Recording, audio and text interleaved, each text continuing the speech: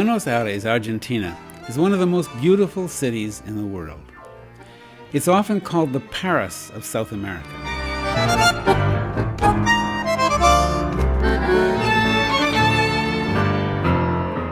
But for hundreds of years, Buenos Aires has had a dirty little secret.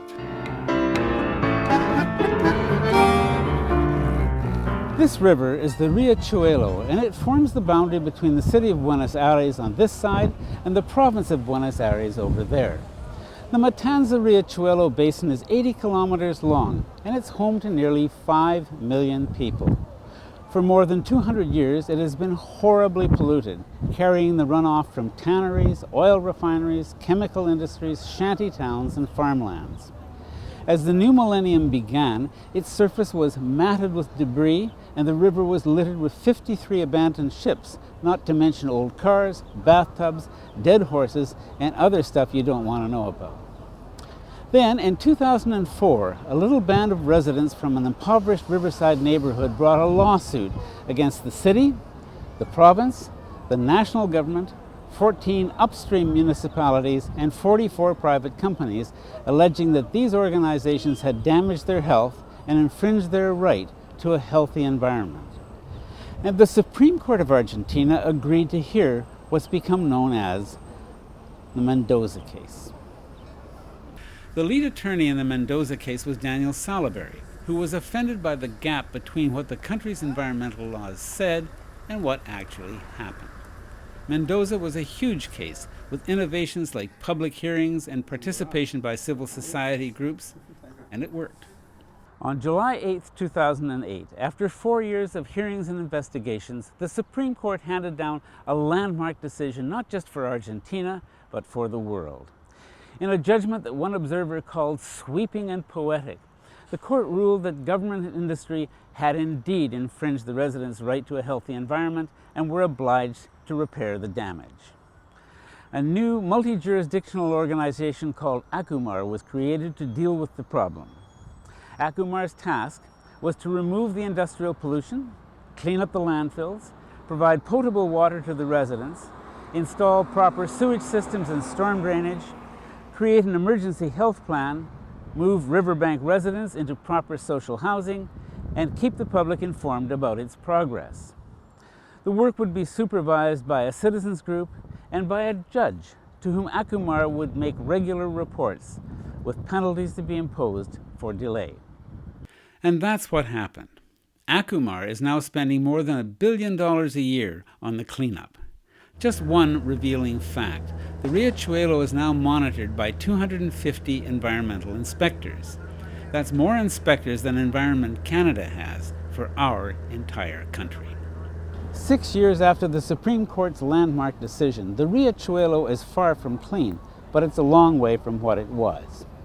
Landfills have been cleaned up, most of the junk is out of the river, 200 families have been moved into new social housing, and where their shanties once stood, a linear riverbank park planted with native trees is giving the river back to the city and its citizens. There's a lot left to do, and some tough questions remain unanswered. For example, the disposal of the toxic sediments at the river bottom. This is still a dirty urban river, but it gets a little cleaner every day. And as an example of what can be done, it has shifted the thinking of communities across this country and around the world. What the people of the Riachuelo have that Canadians and Americans don't have is a legal right to a healthy environment. Like more than 110 nations around the world, Argentina recognizes that its people are entitled to clean water, fresh air, healthy food, and a say in decisions that affect those things.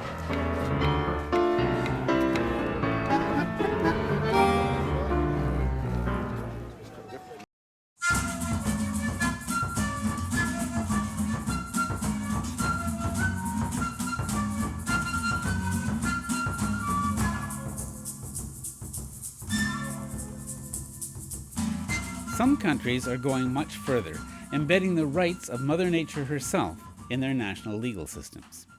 This is Alberto Acosta, who led the national consultation that included the rights of Mother Nature in the Constitution of Ecuador, and inspired a whole generation of young people like Natalia Green of the Pachamama Foundation.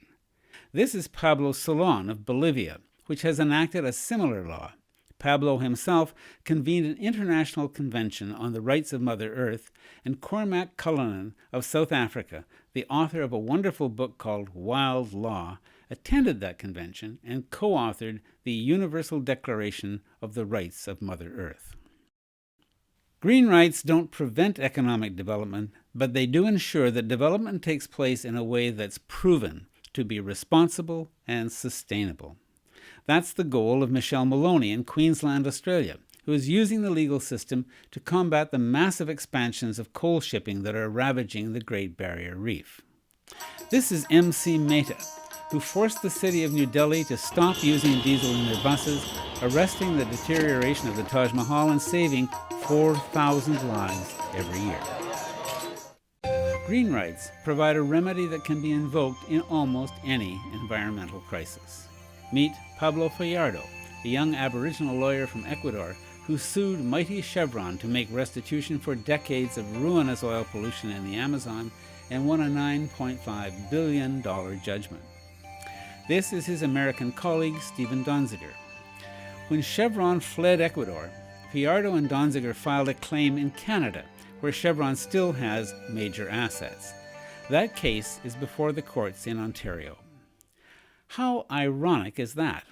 Ecuadorians suing for the enforcement of their environmental rights in a country that doesn't even recognize the environmental rights of its own citizens. But that's about to change. David Boyd is the Canadian legal scholar who literally wrote the book on the spread of green rights, and John Burroughs is the Anishinaabe scholar who argues that the Canadian Constitution includes Aboriginal law, which is rooted in respect for Mother Nature.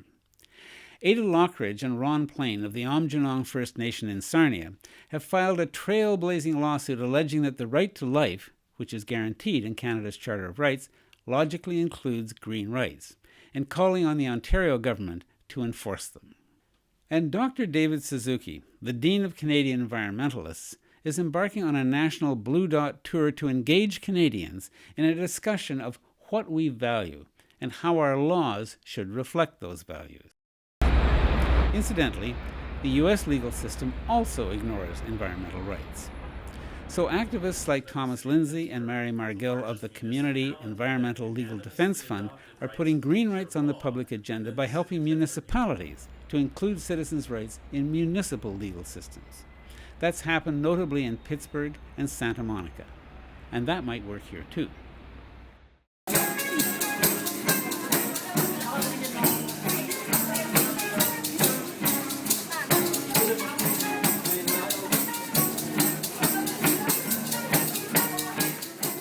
One final reminder of what green rights can achieve.